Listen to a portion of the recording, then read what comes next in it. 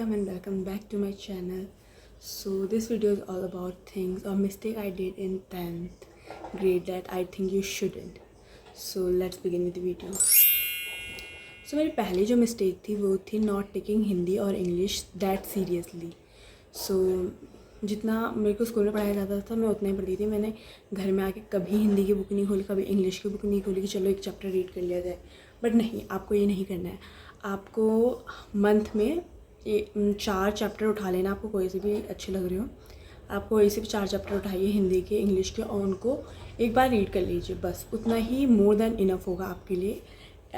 जो दूसरी मिस्टेक थी वो थी मेरी कि मैथ को मैंने शुरू से स्टार्ट नहीं किया. मैंने मैथ सिर्फ लास्ट के 3 या 4 महीने में पढ़ा अच्छे से, पर मैंने शुरू से स्टार्ट नहीं किया. तो कॉन्सेप्ट समझने में, फिर उसको अप्लाई करने में बहुत दिक्कत आई. तो आप क्या करिए, शुरू से आप थोड़े थोड़े एक चैप्टर एट अ टाइम लीजिए और एकदम अच्छे से उसको प्रिपेयर कीजिए. और चैप्टर भी इजी है. माना कि अभी आप 10th में तो आपको नहीं लग रहा होगी, और मेरे को भी नहीं लगे थे, बट अब मेरे को थोड़े ईजी लगते वो चैप्टर. सो क्योंकि मैंने एक बार पढ़ लिया है. बट आप अभी से एक चैप्टर उठाइए और करना स्टार्ट कीजिए. मैथ जितना आपकी अच्छी रही उतना आपको पेपर में उस टाइम इजी लगेगा. और जो मेरी थर्ड मिस्टेक थी वो थी मैप को सीरियसली नहीं लेना. क्योंकि मैंने मैप नहीं पढ़ा, मैंने सिर्फ ऑलमोस्ट लास्ट में ही पढ़ा था, क्योंकि मैंने सारी प्रिपरेशन ही लास्ट में स्टार्ट की थी जनवरी से. तो जो था मैंने मैप भी नहीं पढ़ा था. मतलब जितना मेरे को ऑनलाइन क्लास ली थी मैंने, तो मेरे को उतना ही किया मैंने जितना उसमें कराया. बट मेरे को कुछ ऐसे समझ नहीं आया, तो मैंने लास्ट मोमेंट में पढ़ा.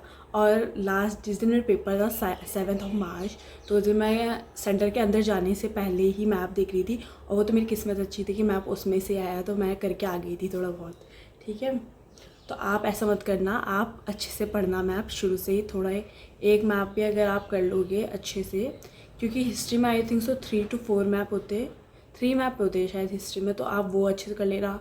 और ज्योग्राफी में बहुत सारे मैप होते हैं and it is very hard to remember, but करना तो पड़ेगा और कोई ऑप्शन है नहीं. सो फोर्थ है कि आप SST जो होता है उसमें आप अच्छे से पढ़ लेना. अभी आप पे टाइम है तो आप चैप्टर रीड कर सकते हो डीपली, और जो उसके साइड के बॉक्स या फ़ोटोज़ होती है वो आप अच्छे से पढ़ लेना. और क्योंकि उससे ही आता है पेपर. हमारा भी आया था, हमारा प्री बोर्ड में भी पिक्चर बेस्ड क्वेश्चन आए थे, क्रोनोलॉजिकल बेस्ड आए थे. तो आप SST में एकदम डीपली चैप्टर रीड करिएगा, साइड के बॉक्स पढ़िएगा, इमेजेस अच्छे से ध्यान रखिएगा. और कुछ उसमें वो भी था एलिगरी वाला, फ्रांस की एलिगरी कुछ ऐसे ही था, वो अच्छे से पढ़ लेने क्योंकि उसमें से भी आए थे हमारे क्वेश्चंस. तो I suggest you to do that also. Side में सारे डायग्राम अच्छे से कर लेना अभी से ही, उनकी लेबलिंग, उनकी ड्राइंग, क्योंकि कभी कभी आ जाता है बनाने के लिए. तो you should do practice it from now. और मैथ्स में पूरे एग्जाम्पल अच्छे से पढ़ लेना. और अगर तुम बेसिक वाले हो तो एग्जाम्पल पढ़ लेना, बट ऐसा नहीं कि तुम NCERT पे अटके रहो. NCERT पे मत अटकना, क्योंकि इस टाइम हमें पता चल गया कि हमने NCERT पे अटके थे जो बच्चे, तो उनका तो कैसा ही हो गया था. मेरी स्टैंडर्ड मैथ्स थी तो मैंने तो पूरा किया था, बट फिर भी मेरा पेपर थोड़ा सा छूट गया था मैथ्स का. So it is like that.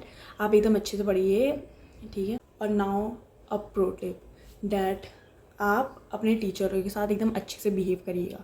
क्योंकि मानो या ना मानो, आपको कितना भी वाहिया लगता हो कोई भी टीचर, मेरे को भी लगते थे मेरे स्कूल में एकदम वाहिया से वाहिया टीचर, पर तुम्हें उनके साथ बना के रखनी पड़ेगी. क्योंकि तुम्हारे 20 नंबर इंटरनल के उनके पास ही है.